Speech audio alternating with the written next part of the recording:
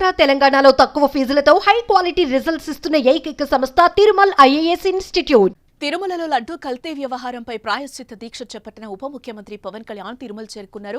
ఇవాళ శ్రీవారిని దర్శించుకుని దీక్ష విరమించుకున్నారు. గన్నవరం విమానాశ్రయం నుంచి బయలుదేరిన పవన్ మధ్యాహ్నం 3:30 రేణిగుంట ఎయిర్పోర్ట్ కు చేరుకున్నారు.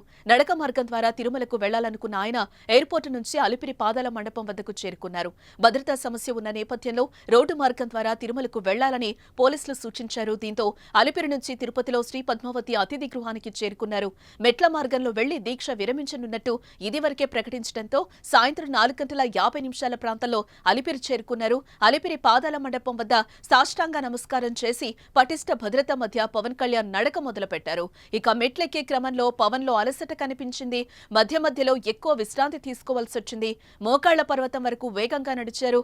అక్కడ కాళ్ల నొప్పి తీవ్రం కావడంతో ఫిజియోథెరపీ తీసుకోవాల్సి వచ్చింది.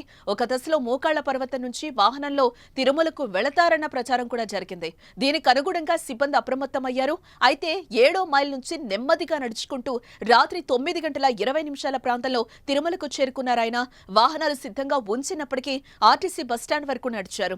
అప్పటికే అభిమానులు పెద్ద ఎత్తున చేరుకోవడంతో ఆర్టీసీ బస్టాండ్ నుంచి వాహనంలో గాయత్రి సదన్ కు చేరుకున్నారు. రాత్రికి అక్కడే బస చేశారు.